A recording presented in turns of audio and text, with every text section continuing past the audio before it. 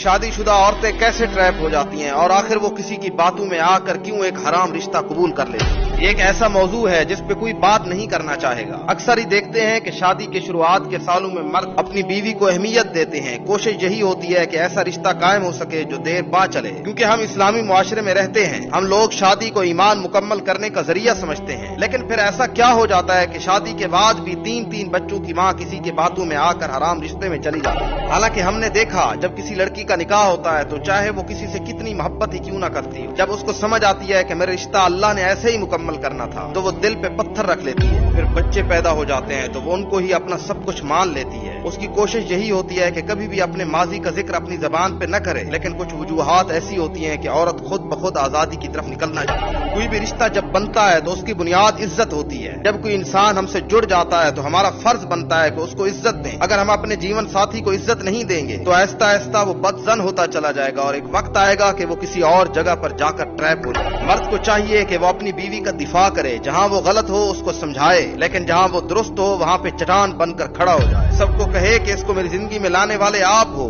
अब ये मेरी शरीके हयात है। जैसे आप सबकी अहमियत है वैसे ही इसकी अहमियत है। जब मर्द दोस्तों में खर्च करे और घर पे कंजूसी करे, उस पे खर्च करने का नाम न ले जिसने उसके बच्चों को जन्म दिया, तो फिर याद रखो कि कोई और खर्च करने वाला आएगा और आपकी बीवी को ट्रैप करने लगेगा। और याद रखो, सबसे अहम बात, हर औरत तारीफ की भूखी होती है। अगर ज्यादा नहीं तो 2-4 जुमले आपके उसको खुश कर सकते हैं। लेकिन क्या करें कि हमारे मुआशरे में ये सब फजूल लगता है। और याद रखो कि जो आपका जीवन साथी है, आप उसके साथ मुकाबला क्यों करना चाहते हैं? आप उसको जेर क्यों करना चाहते हैं? जो औरत निकाह करके पहले ही आपकी दस्तरस में आ चुकी है, उस पर मजीद रोब डाल के क्या करना चाहते हैं? उसको मजीद टार्चर करके क्या करना है आपने? पहले ही हमारी ज्वाइंट फैमिली सिस्टम के अंदर टार्चर कम होते हैं। तो बतौर मर्द याद रखो कि अगर औरत खूबसूरत है तो उसको तस्लीम करो ताकि उसकी खूबसूरती और निखर जाए। अगर उम्र का डिफरेंस है तो बीवी को बच्चे की तरह ट्रीट करो, ना कि पक्का मुंह बनाकर। अगर तालीम का डिफरेंस है तो उसको अपना बाजू बनाओ, ना कि किचन में झोंक दो उसको। यकीन मानिए, अगर किसी घर में ये चीजें अमल कर ली जाएं तो वो घर जन्नत बन जाएगा और कोई और ट्रैप नहीं होगी। अगर आप चाहते हैं कि आपका जीवन साथी किसी गलत इंसान के हाथों चढ़ जाए तो ये इख्तियार अब भी आपके हाथ में।